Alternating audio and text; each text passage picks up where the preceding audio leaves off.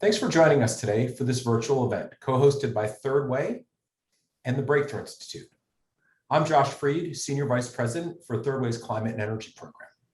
I'm really excited to welcome you to this very timely conversation on forging near-term pathways for licensing advanced reactors. When both Third Way and Breakthrough Institute started working on advanced nuclear back in 2013, there was little awareness in Washington or elsewhere of this rapidly emerging industry. Today, advanced nuclear is one of the few truly bipartisan issues with support in Congress and momentum that has carried itself across 3 different administrations. Congress directed the U.S. Nuclear Regulatory Commission to modernize its regulatory framework to more effectively review advanced nuclear licensing applications. And the Biden administration has embraced advanced reactors as a potentially critical tool to get to net zero. But it must be done quickly with new reactors demonstrated within the decade. Advanced reactor developers are responding to this accelerated timeframe. In 2020, Oklo became the first advanced nuclear company to have its combined license application accepted by the NRC to build its first microreactor in Idaho, to be completed between 2023 and 2025. Just last week, Kairos Power submitted its preliminary safety analysis report as part of its application to build a reactor in Oak Ridge, Tennessee by 2026. Collectively, these and other actions put us at a critical juncture for the advanced nuclear industry and licensing. We need to ask now whether the modernization efforts underway are sufficient, how we can creatively use existing rules and pathways to ensure the safe and timely deployment of advanced reactors, and if the NRC has sufficient resources to get the job done. In a moment, you'll hear from our 2 excellent panels. But first, I will turn things over to our partner and co-host, Ted Nordhaus, founder and executive director of Breakthrough. Thanks, Josh. And thanks to all of you for being here. Really excited to co-host this discussion.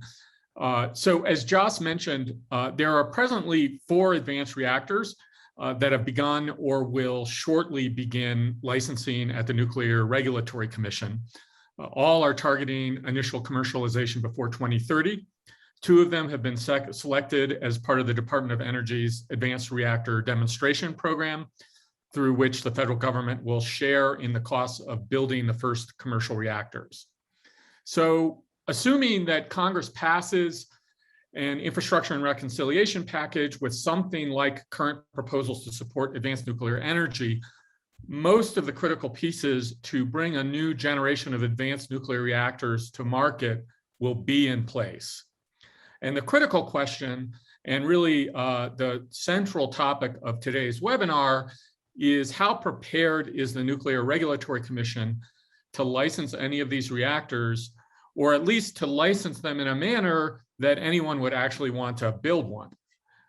Presently, the commission, as Josh also mentioned, is simultaneously attempting to draft a new framework for advanced reactors, while also dealing with initial license applications from the first 4 advanced nuclear licensees using the old licensing procedures designed explicitly for light water reactors. So the purpose of today's webinar is to check in on how it's going. Is the NRC on track to modernize licensing? Given the progress to date, is it reasonable to expect that the first advanced reactors will be licensed in time to bring the first commercial reactors online before 2030? And will licensing allow for a risk-informed process, as Congress has mandated, that allows developers to commercialize reactors that can compete economically? If advanced nuclear energy is going to play a significant role in addressing climate change over the next 3 or 4 decades, the answer to all of these questions needs to be yes. And while it is still early days in the licensing and commercialization process, I'm hopeful that our comments today, our panelists today, will give us a glimpse into whether we appear to be on track, and if we're not, what's going to need to change to get back on track. So without further ado, I'd like to turn things over to Adam Stein, who leads Breakthrough Institute's advanced nuclear work, to moderate our first panel. And I'm as interested as anyone else attending this webinar in what folks are going to have to say. So thanks again so much for being here. Thank you for the introduction, Josh and Ted. Again, my name is Adam Stein. I'm the Senior Nuclear Analyst at the Breakthrough Institute. It's my privilege to introduce our panelists for our first panel. First, we have Carolyn Cochran, founder and COO of Oklo. Second, we have Peter Hastings, Vice President of Regulatory Affairs and Quality for Kairos Power. Next, we have Ray Rothrock, Partner Emeritus of Venrock. And finally, Amy Roma, Partner of Hogan Lovells. Thank you again for joining us today. First, I'm going to ask Amy, with the context that Ted provided of licensing, risk informing the licensing process for commercialization, what options are available for developers to use the existing licensing pathways in a way that's applicable to new and advanced designs? Thanks, Adam. That's a good question. Well, there's a lot of different pathways, and it's funny that I feel like, you know, I first had my first advanced reactor client, I want to say around 2004. As you can tell, it's now 2021, and we still don't have a facility kind of licensed and built. So it's been a process that has moved forward in fits and bursts. And I'm really excited to where we are now, because I think there's a lot of really cool stuff happening that the industry has been kind of waiting for a really long time. You know, the Oklo application is in. Kairos just submitted their preliminary safety analysis report for their facility. We've got 2 ARDP reactor applications kind of in the wings that are being prepared for X Energy and TerraPower. And I feel like right now, a ton of stuff is going on that I'm really excited about. But there's going to be some growing pains. And we have basically kind of 4 prime movers all moving through at the same time, right? And so we have 4 very different facilities. You know, and then there's the NuScale design certification as well. So, right, so that's 5 potential very different facilities that need to kind of go through a very similar licensing process at the NRC that was oftentimes not designed for the type of reactor that they plan on building. And so it's been a long time engaging with the NRC, a long time getting to the path where I feel like where we ended up was everybody kind of went back to the original licensing framework. You know, we've done all this work. There was all this, you know, work for the Part 52 for the combined operating licenses, where you could submit one application for both.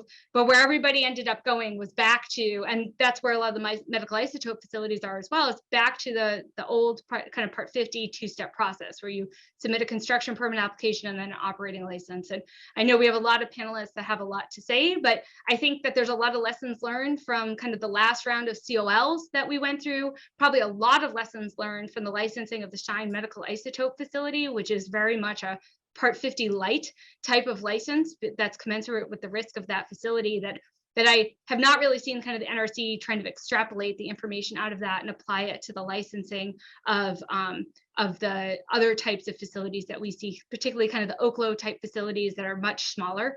And I think some lessons learned from COL, the medical isotope facilities, as well as kind of the first movers who are going through the process. Like, how can we streamline this and make it go better for the next group around? And what I'd really like to see is both the applicants and the NRC kind of come together and be like, how can we strategically work together to make this happen?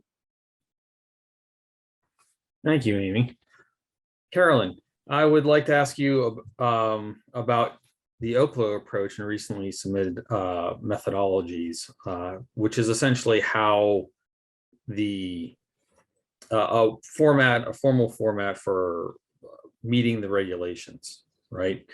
So could you tell me that how Oklo is, how these documents relate to the licensing process and the how they're an essential part of Oklo's licensing strategy? Yeah, thank you. I think that question tees it up, and especially the intros given by Josh and Ted. And you know, so much has happened. Obviously, Oklo submitted our combined license application last year, which means that's a combined license for both construction and operation. And the exciting part is you know, anticipated the timeline set out as 3 years. So we're 1 year into 3 years of that. So that's a brief and top level snapshot of how it's going. I think it's been really productive. We started working with the NRC saying, hey, you're saying that you can license advanced reactors. We're ready to take you up on that. And it's been a productive relationship. When the rubber meets the road, it gets more complicated, of course.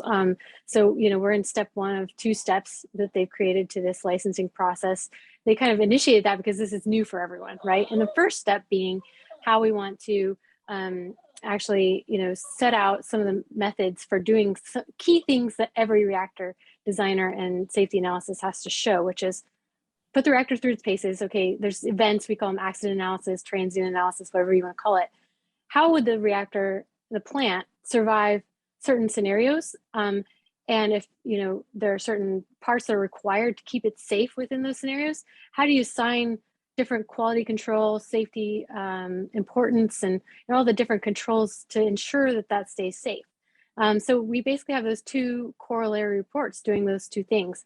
How do we assign basically a maximum or bounding accident to say, hey, this is the maximum credible accident we can come up with through a variety of scenarios. And there's many different, external, what we call external events and so forth. How do we determine that? And how do we use that to analyze our reactor in that maximum credible accident scenario?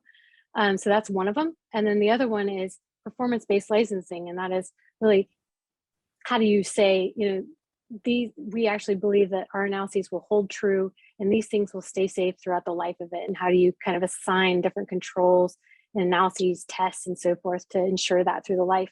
Because as Amy pointed out, this process is set forth for a totally different type of reactor. So we had to really come to terms on those 2 really key things.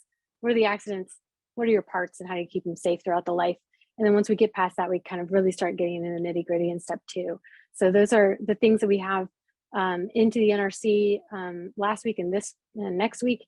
And it'll be interesting to see how they're able to evaluate those and kind of help us move forward in this license application.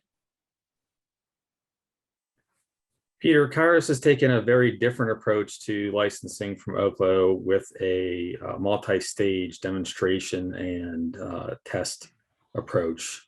Could you talk a little bit about how Kairos's strategy incorporates these various stages of demonstration and how the stage design drives your overall strategy? Sure. So first, thanks to the Breakthrough Institute and Third Way for hosting this event. I'm actually really honored to be included in this august group. And just as a very brief background for anybody that's not familiar, Kairos Power is developing a reactor design using TRISO fuel and molten salt coolant, which itself is unique among advanced reactor developers in that no other designs have this particular hybrid combination of technologies. So on to the question, our development and deployment approach is a bit unique in some ways and not so much in others. To start with the ways that we're similar to others, we're using the existing regulatory framework. Of course, we don't really have a choice. The current framework is based on decades of experience and evolution of regulation and guidance around current designs for light water reactors.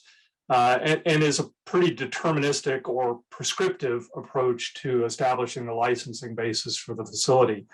The 2 parts of this approach that are being updated by the NRC staff, first, to make the regulatory framework technology neutral, and second, to provide for a risk-informed licensing basis, won't be ready for at least another couple of years. So again, no real choice for near-term deployments, but to use the existing framework. Happily, as Caroline touched on, advanced reactor developers concluded some time ago that there is a path through the existing framework that can be used. It's a little clunky because we have to take some exceptions to existing regulations and guidance, but honestly, it's not all that complicated. And in fact, we explicitly addressed differences for our design in a regulatory gap analysis topical report early on to the NRC staff. The new framework that's being established through a new regulation known as Part 53 will make things more efficient. We and others in industry are working with the NRC staff to try to ensure we take advantage of the opportunity to make the process as efficient and effective as possible. And in the meantime, we've conducted a significant amount of pre-application engagement with the NRC staff, including front-loading that engagement with substantive issues, including multiple topical reports, in order to streamline the review of the actual license application. To date, we've submitted 16 technical or topical reports, and as was mentioned earlier, we just recently submitted the first part of our construction permit application. Also not completely unique, although a little different than the approach Caroline mentioned that Oklo has taken. We're using the two-step Part 50 approach, whereby we pursue a construction permit, then a separate operating license. There are reasons that several developers are going this direction. That's its own meeting. We can talk about that to the extent there's time and interest. As to how we're different, we initiated our pre-application engagement about 3 years ago based on our plans to develop a commercial power reactor. But in keeping with our rapid iteration approach, we concluded about 1.5 years ago that deploying a smaller test reactor on the way to that commercial reactor would dramatically reduce programmatic risk, in part by simply demonstrating our ability to produce cost-effective nuclear heat, which is the primary mission of that test reactor. Our approach also involves a whole series of non-nuclear test platforms that we're well underway in deploying in several locations across the country.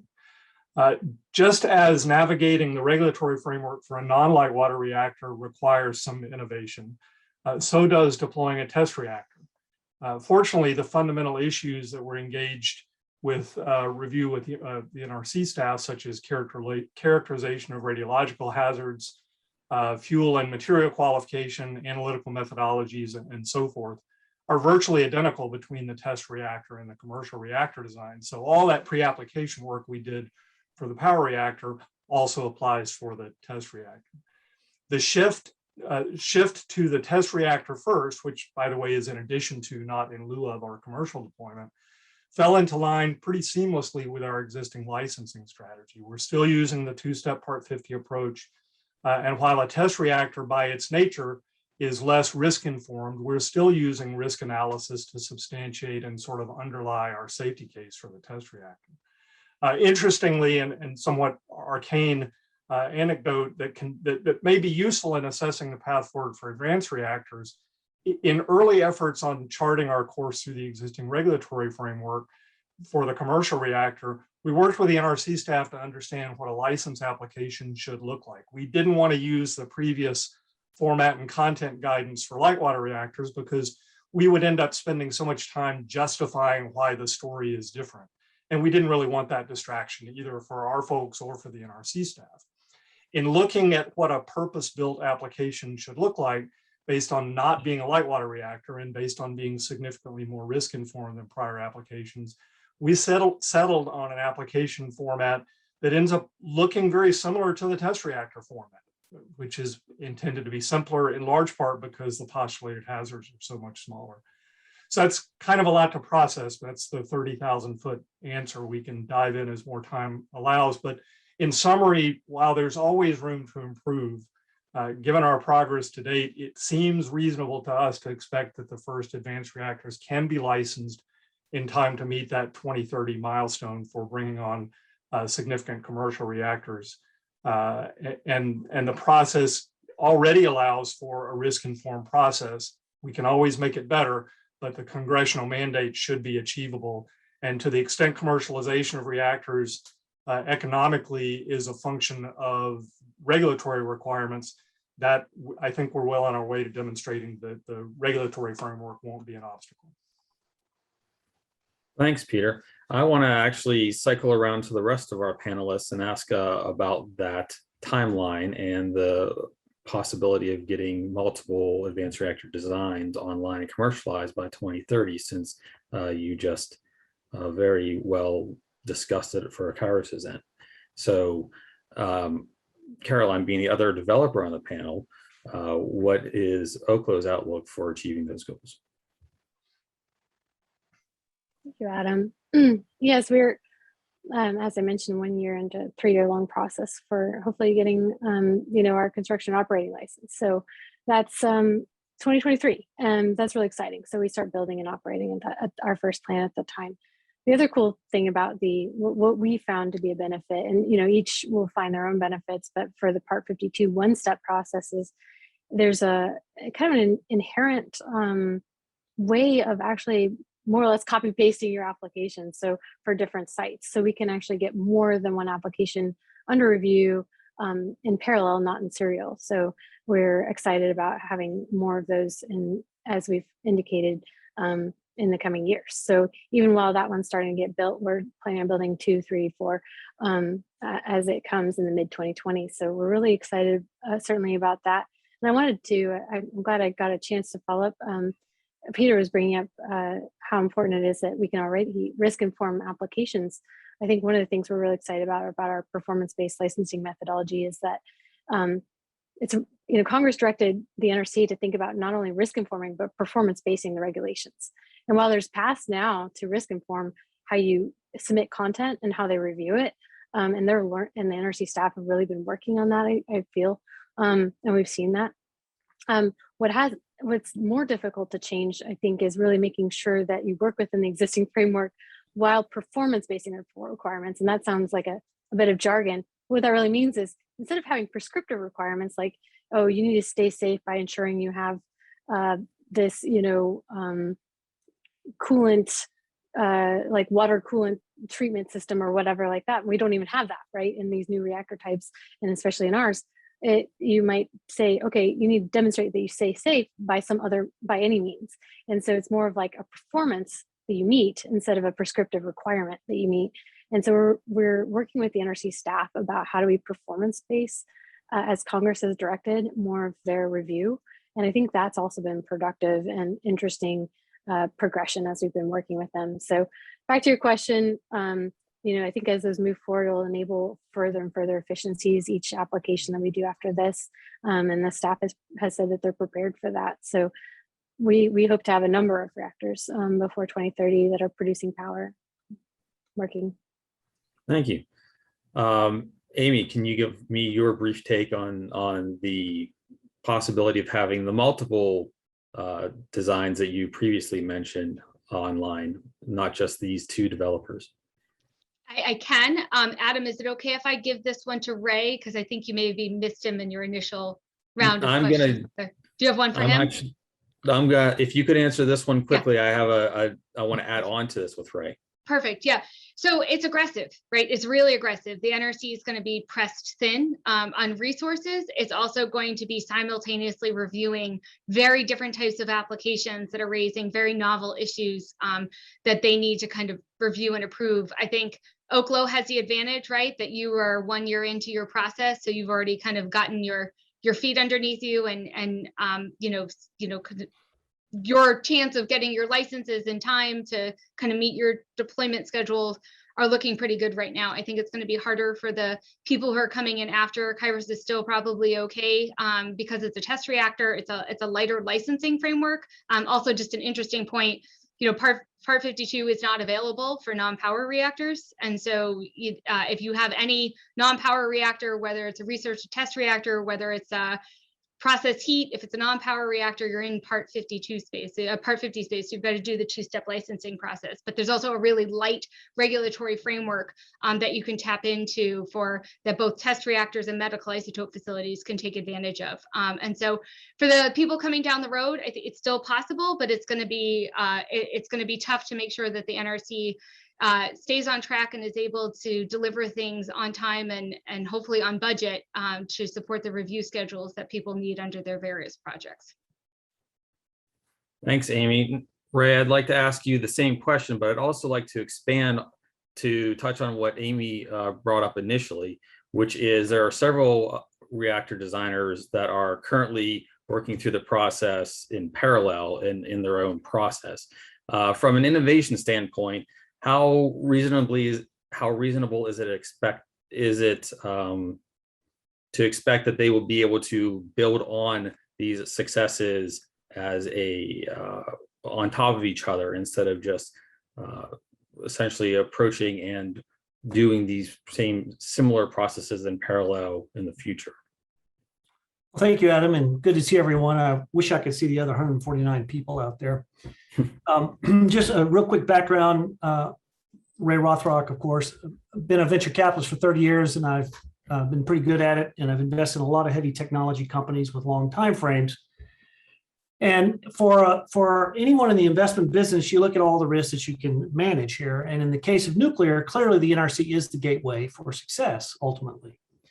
Now, lots of things can happen before you get to the final NRC approval in terms of reducing risk, increasing value, and seeking other funds. But we should really look hard at what's going on here. What's going on here is on this panel, we have two companies that carved their own way through a well-known existing framework.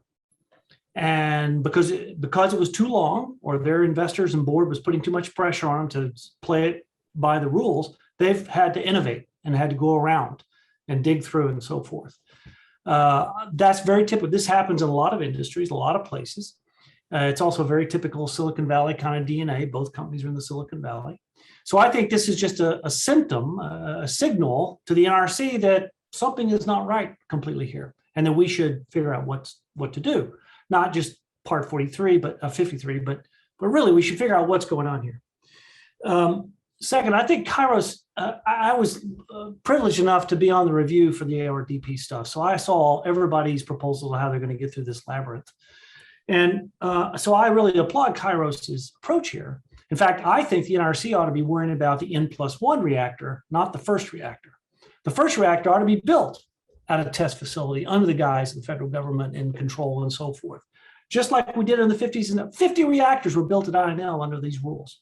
And we should do that now to accelerate this and let the NRC come up to speed and learn just as the industry comes up and learns, and just as the financial people look at this and see how it works. When all three of those things come together, then we're ready. Then we're ready for the NRC to bless one of these things and to give them a full operating license. In the venture business, everything takes longer, everything costs more, always does. Fact of life. I can say that, and I'll put hard money on the table that I'll be right here. So I think 2030 is an aggressive date to get a full NRC license unless we figure out innovative ways through it. So I think we really got to do that. That's sort of the last thing, and I'll just throw in some venture speak here. So, the NRC is a long pole in the tent. And as such, it really represents an uncontrollable risk for an investor. The NRC is the NRC, does what it does. The company can do what they can do best to understand. But at the end of the day, it's an uncontrollable risk. And that's a very hard thing for an investor to understand. So as all these plants go forward, and as all these enterprises think about how they're going to come through this risk, you got to do that. You got to understand that we're looking at it from that point of view, and we got to have confidence that whatever innovative way got through the system, it'll work. And I see the time is very short here. So I'll just say, why do any of us invest in nuclear? Because the opportunity is ginormous and massive. If we get it right and we pop out here before 2030 with some licensed advanced reactors, it will be very rewarding, especially for the world, but also for the entrepreneurs and the investors. So that's my comments. Thanks. So to follow up on that, you're essentially saying, and briefly, that we shouldn't worry about a little bit of duplication in effort right now, because it's just part of the venture process as many different companies with different products enter the market. Yeah, I guarantee you, we need as many shots on goal as we can, the goal being the NRC, and some of these shots are going to get through. And the ones that get through, that's the shot that everyone should follow. We should learn from each other. We should talk to each other. We should work with the NRC very closely to understand what works, what matters, and what doesn't work, and then put that out. To sort of create a new frame, this isn't quite true, but I'm just being to the limit here. To create something out of whole cloth is not the best thing to do here. And I know Congress has given some things, some direction here, and we should pursue that. But this is a group effort if we really want to get it done fast. We cannot operate at the speed of government here. The planet needs it, humans need it, this industry needs it. So the follow-up to that, to the panel, would be, how can the several developers and venture industry and finance and the whole sum of the ecosystem work together to a larger extent to ensure that some of these projects move forward more easily and efficiently? And just to be clear, this will probably be our last question, so we can move on to our second panel. Yeah, I'd say to Ray's point, we need to build these, and we need to build more than one. Jake, my co-founder and our CEO, has said we need to build many. If we're going to talk about this is important for climate, we can't just act like building one by the end of 2030 is adequate. And that's where we chose the one-step process, and we're 1 year into 3 years of that, and it's congressionally mandated to last 3 years, and then we're building. So yeah, to Ray's point, things do take longer than you think. Certainly when we started, we thought it'd be a little faster, but working with the NRC, working with DOE, our first of a kind is we have a site for that. We have, fuel from DOE, which is another whole other challenge for most advanced reactors do not have fuel. So that's a big infrastructure problem. But, we're working towards that first one, and the second one is already in the works. So I think we got to, do it and do it fast, to his point. And, sometimes, as your question definitely put it, aptly put it, there may be a case for new structures in the future, but there may be some duplication of effort now as we're learning. We're learning, NRC's learning, DOE's learning, and other agencies that are all impacted. So it's exciting to be on the cutting edge, and I think it's exciting to see what's happening. But it's got to keep moving forward. And I think one of the things that you guys are bringing up in this panel is that the NRC is realizing what an important role it plays in climate, and that this, if nuclear is 50% of our carbon-free energy, then we need to, add more and do it fast. So thank you. I think Thanks, just to follow on to Ray's remarks to your question, Adam, I think Ray really hit the nail on the head, which is we really need to collaborate, work together, identify what's working well and what's not working well on the applicant side, on the NRC side, really embrace those lessons learned and be open and honest and introspective about, hey, this worked for me, here's why. Is it practical to apply it to somebody else? This other thing I did didn't go well. What was my responsibility in that? Where are the hard spots in either regulation or guidance or behavior on the part of the NRC staff? And really, like I said, embrace those lessons learned so that the people that come after us can hopefully have an easier time of it. And maybe I'll just close out with, an important lesson that can happen because there's so many applications going on simultaneously, but there's also been iterations of applications, before this with the prior round of like COLs and whatnot, is not reinventing the wheel every time. Like every time something novel is submitted to the NRC, something they haven't done before, or even just trying to improve the process, there's lots of opportunities to try to administratively make things move more quickly through the process so that it doesn't have to be, well, we have this much time, let's take it all and see if we can fit it in. Let's see if we can start shaving time off, as long as the NRC has the ability to do an adequate safety review to make sure that the public health and safety is protected. And it should be able to do that, right? There's ways that you can streamline and make the process more efficient, like being able to flag pacing items early on in the process, being able to get commission involvement earlier on in the process. There's lots of tools that can be used both by applicants and the NRC staff working together to make this process go more smoothly.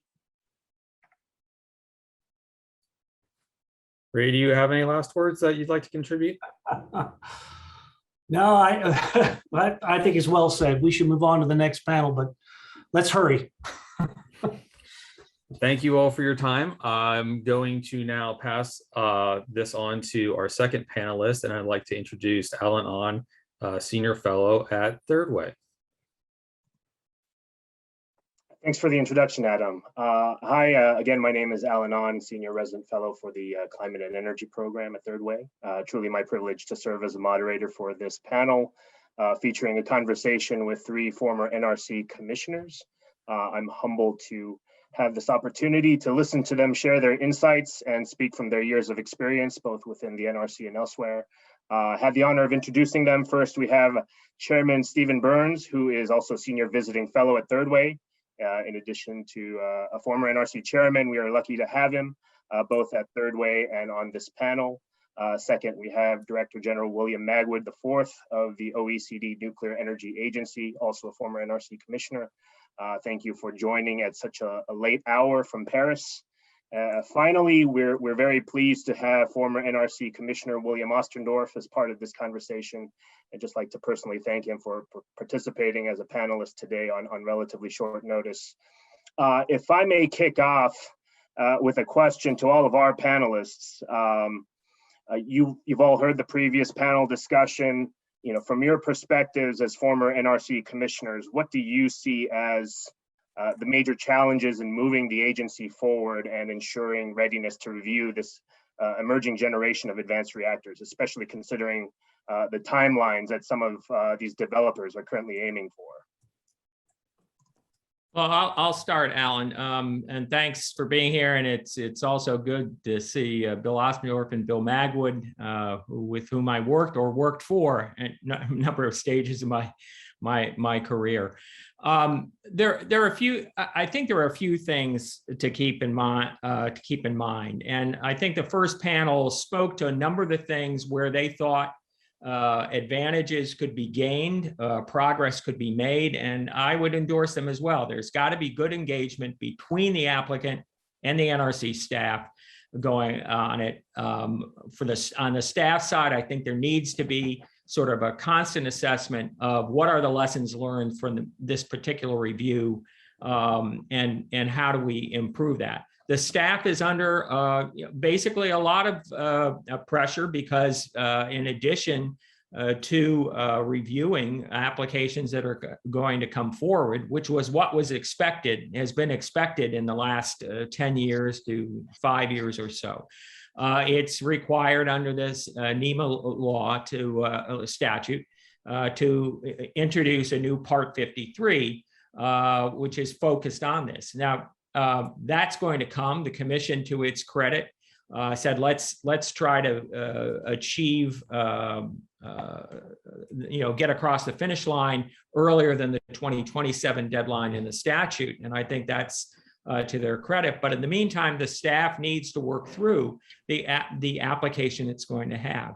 And one thing I'll do before letting my colleagues weigh in, one of the things I want folks to make sure they understand is when we talk about regulatory process, I would divide the process by which you obtain the license versus the regulatory criteria and standards under which you must show that you meet in order to get that license. And that latter category is really where I think the big challenge is moving from the light water reactor dominated framework to something that is the risk-informed, performance-based, but flexible to look at the variety of new designs that are coming in. When we talk about Part 50 or Part 52, Part 50 particularly, that's the old process. That's the one that comes for the 1950s, actually got challenged in the Supreme Court, one of the few court cases involving the AEC or the NRC. But one of the things, remember, about Part 50 is that it allows you to have less than a complete design in terms of going forward to get that construction permit. Then you do have to satisfy the ultimate criteria for the OL. And, it's been interesting between Peter and Carolyn that they've chosen different paths. Part 52 goes back to 1989, but we are only now going through actually the process with the Vogel's ITAC, the final inspections, tests, and analyses, where we're actually testing that process. The good thing is if you're prepared to do it, you can get through. You can get through it. I think Carolyn and Oklo have made that choice, and there are advantages of it. But remember, it requires a much more complete design in order to get that license. So what I would say is that we have the process to get there. What we need and the staff needs to do, I think, and I think in many respects it has, is keep engaging with the applicant, kind of identify lessons learned from what they've done and have that continued dialogue. I think that pre-application review, there's probably areas where that can be improved. But I'd also say that's one of the areas where I think the engagement the staff and the NRC is having with our colleagues in Canada may well help them. And let me stop there so my other colleagues can speak. Sure, let me jump in. I'm going to agree entirely with what Steve just said. I think that, to be perfectly honest, I think the NRC has what it needs to be successful. The tools are there, the methodology are there, the knowledge base is there. The pieces are really there for NRC as a regulator to respond adequately and quickly to these applications. And without sounding like I'm putting all the burden on the industry, the real key is quality of application. Applicants have to come in with the information, with the data that enables the staff to be able to evaluate these technologies. And in some case, they're coming forward with very different technologies than the NRC has evaluated in the past. And so that means you're going to have more information and more data, more evidence. Because don't forget, the purpose of the NRC is not to solve climate change. It is to assure nuclear safety. That is what the agency is there for. That is what the staff is trained for. And that is what the taxpayers expect it to do. And I think that cannot be overstated. And, I've listened to the conversation about, whether the NRC applies the experience of other activities. Absolutely it does. There were huge lessons learned from the AP 1000 experience, using Part 52. We learned so much from going through that the first time, things that were surprising to both the applicant and to the commission. And those things have been absorbed by the industry in large respect and absorbed by the agency. And also, while we haven't been listing NuScale as one of the advanced reactors, NuScale broke ground in lots of different areas that NRC is applying today because it has found the methodology, found the approaches, found the mindset to be able to evaluate a very novel technology and to have novel solutions to licensing. And so that's being Oklo and others are benefiting from what NuScale has already gone through. So I think that the board is there. It's up to the applicants to bring good applications and really focus a lot. And I think Steve kind of anticipated this a bit with his comments on the pre-application stage, because the pre-application stage is, in my mind, where the difference between success and failure will be set. And if the applicants can come in before applications, sit with the staff, and go through the issues, a lot will be learned on both sides. Alan, thanks for the question. I'd like to add my agreement with what Steve and Bill had to say. It's good to see my former colleagues there on the commission, and it's always a pleasure. And I also agree with all the comments that were provided by the first panel members. Let me piggyback on just two things that Bill Magwood raised, and the fact that those tools are there. I can remember very clearly when Glenn Tracy was director of NRO, and Bill and I have been involved in voting on the AP 1000 design cert and the COLs for Vogel and Summer. There's a very dedicated effort within the NRO office to look at the lessons learned from Part 52, going back to 2013, as I recall. And there's a pretty extensive list. So the history is there. I think it's incumbent upon the NRC staff as well as the licensee applicants to try to capture that history and to work together, as my colleagues have said, to form a teamwork approach to not repeat any of the past problem areas. Just for instance, we all remember the problems with the rebar at Vogel with AP 1000 design, about eight years ago. And so there's a lot of history to be learned from and leveraged by Kairos and Oklo and others applying here. My last comment I'll make is with respect to how the NRC moves forward. as Steve and Bill and I and others have said over many years, the NRC was well served by its principles of good regulation. And I'm going to highlight just two of those very quickly to reemphasize the importance of efficiency and clarity. And I'm not going to read the document there. I did bring the plaque that has those principles on there. But I think if, in my experience, and I think as well as Steve and Bill's, the NRC staff generally tries to adhere to those principles, but we can't take those for granted. And I think as far as the efficiency of the process, a disciplined approach to request for additional technical information, providing timely responses back to the applicant in a real-time way where possible without being overly bureaucratic, pointing to examples of what good looks like. What does a proper sample submission look like that might be used by an applicant from a prior historical application? Those kinds of things will serve the NRC and industry well. And I'll stop there, Alan. Thank you.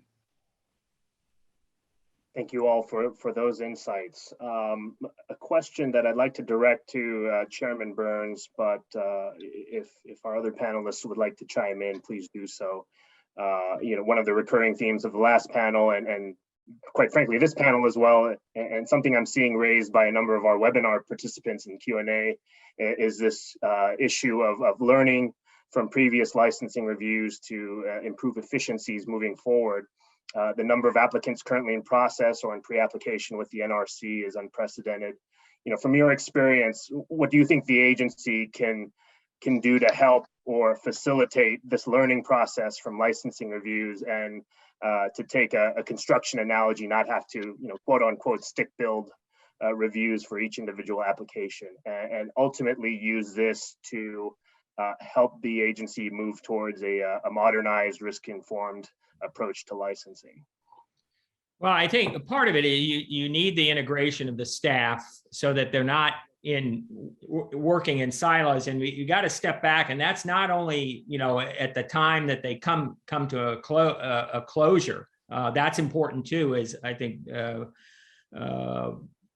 as was noted by Bill Magwood or Bill Ostendorf, there was a significant review that was done, sort of a looking lessons learned from the first exercise of the Part 50 process, Part 52 process with respect to AP 1000 and Bogle.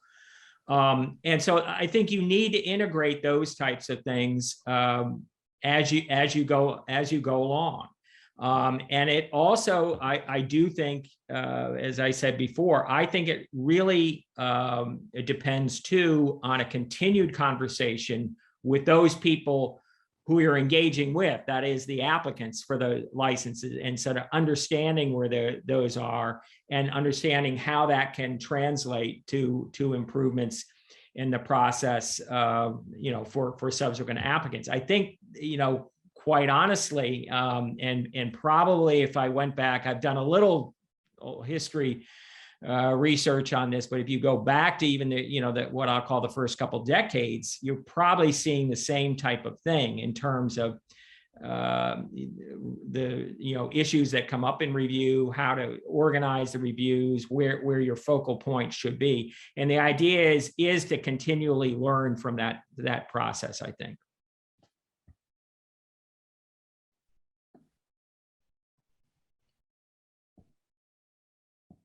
And I believe we've lost Director General Magwood, as I can no longer see him on our screen.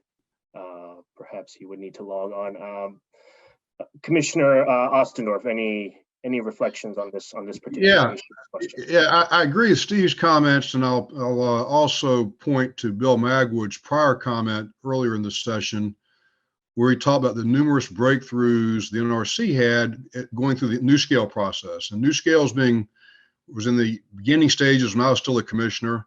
And I think to the extent that Kairos, Oklo, and others can thoughtfully look at how a NuScale issue came up and how it was approached by the staff, and engage in a dialogue with the staff to see how might that apply to their own technical situation, there's merit in considering that approach.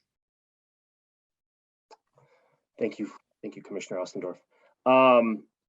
So I believe Director General Magwood may be experiencing some technical issues. I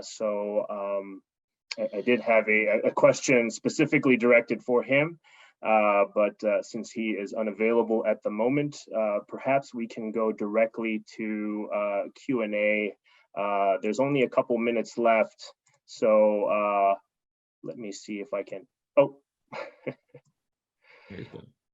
Director General Mag, we just have you back.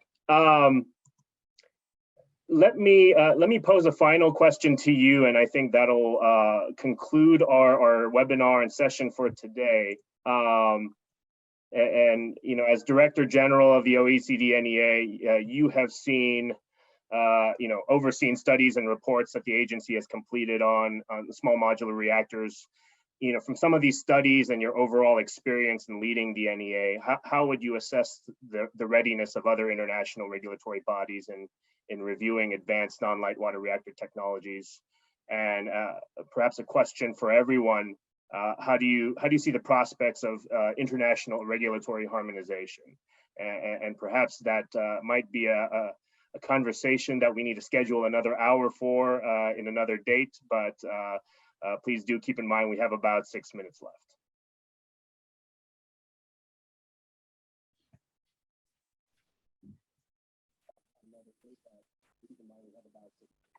Okay, I hope you can hear me. There seems to be some issue going on right now with my connection, so I apologize for that. And I apologize for not hearing my colleagues' comments. I'm sure they had brilliant, insightful things to say. I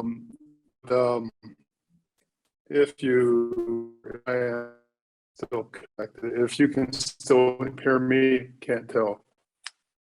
Yeah. Maybe not. We can hear you, but you're breaking up just a bit. Yeah, I apologize for that. I don't know what's going on. So I'll try to keep it very brief. Sure, we certainly have assessed these issues. I guess simply quickly say that there are only a few regulators that have practiced this risk-informed, performance-based approach successfully over the last several years. NRC is certainly prominent among those. So I think NRC is actually very, very strong in.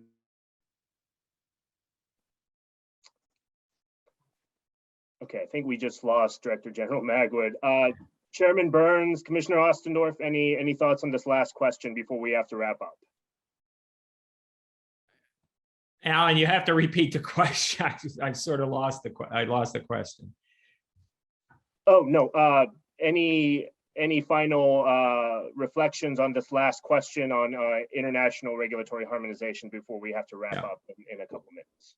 Yeah, I think longer term it's objective. It's been sort of in the eyes of a lot of the sort of called Cordell Project under the World Nuclear Association had focused on that. The work I think between Canada and the U.S. Sort of helps that. And one of the projects that's under that the NEA provides a secretariat for, the Multinational Design Evaluation Program, which is really has been about the large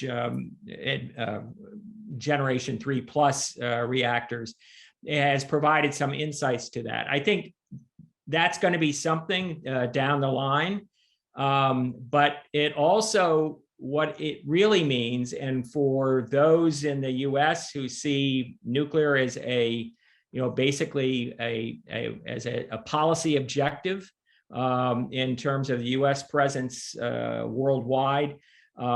Basically, effective regulatory reviews in the U.S. are important because there are a number of countries that are potentially looking at adopting technologies that have been licensed by a mature regulator, which would be like the NRC or the CNSC, the ONR in the UK. So that's the harmonization. I don't know. I don't think we're ever going to necessarily get to where perhaps some aspects of the airline industry are But I do think the constant engagement across regulatory spectrum is very important. And I know NEA is doing work on that as well as the IAEA. Yeah, Alan, I apologize for the interruption, but I'll just take 30 seconds. And I heard part of Steve's comments. I think he covered it very well. But I will say that I think something Carolyn Cochran said is very important, that for nuclear to play the role that we hope it to play in the future, we're not going to be able to build 1 or 2 reactors. We have to build dozens, if not hundreds of reactors. And quite frankly, that's going to require a global market. And the big challenge for regulators around the world is going to be, can they coordinate their activities sufficiently to enable a global market? We will never be the aircraft industry, because we're just different. I could go into why we're different, but we're very different. We won't have that level of coordination internationally, but regulators can do more than they're doing today as a group. And that's one of the things that we're certainly doing at the NEA, trying to bring that together so we can create not a harmonization, not an international regulator, but coordination among regulators to enable a global market to be brought about. And I think that's actually a much, much bigger challenge than some of the things we were already talking about today, because those are hurting a lot of cats to make that work. Thank you, Director General Magwood. So we are now officially out of time. If everyone can turn their cameras on, I would just like to again thank all of our distinguished speakers and panelists for taking the time to participate in this conversation, as well as our audience today for joining this webinar. There were many excellent questions in Q&A. Unfortunately, we weren't able to answer all of them live, but my understanding is that we'll be posting the answers to some of them on our websites. We will plan on organizing more events and discussions on related issues, so please keep a lookout for some of your answers and more information. Please visit thirdway.org and thebreakthrough.org, and please take care until we see you next time. Thank you so much for joining us today.